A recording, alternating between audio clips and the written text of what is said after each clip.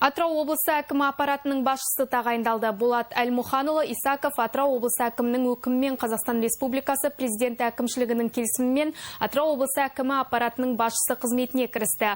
Болат Әлмұханұлы 1968 жылы Жамбыл облысында туған. 1991 жылы Киров атындағы Казмуды қолданбалы математика, ал 1999 жылы Әділет жоғары құқық мектебін заңгер мамандығы бойынша тамамдаған. Еңбек жолын 1991 жылы Тараз өңірлік ішкі экономикалық тауар өндірушілер ассоциациясының инженері болып бастаған. 1993-1994 жылдары коммерциялық ұйымдарда қызмет атқарған, ал 1995-2010 жылдары Әділет министрлігінің Жамбыл облыстық құқықтық ақпарат орталығының бас маманы, Қазақстан Республикасы мемлекеттік қызмет істері агенттігінің Жамбыл облысы бойынша басқармасында бөлім басшысы, басқарма басшысының орынбасары, тәртіптік кеңес хатшылығының меңгерушісі қызметін атқарған. 2010-2013 жылдары Жамбыл облысы әкімі аппаратының басшысы, 2013-2014 жылдары Қазақстан Республикасы мемлекеттік қызмет істері агенттігінің Жамбыл облысы бойынша департаментінің басшысы, тәртіптік кеңестің төрағасы қызметін атқарды.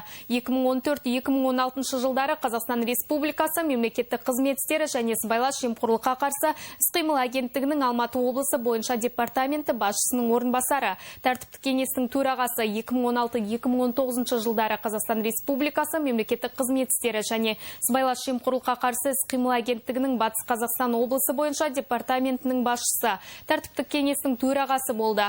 Соңғы жұмыс орны Қазақстан Республикасының мемлекеттік қызмет істері агенттігінің Түркістан облысы бойынша департаментінің басшысы, әдеп жөніндегі кеңес төрағасы.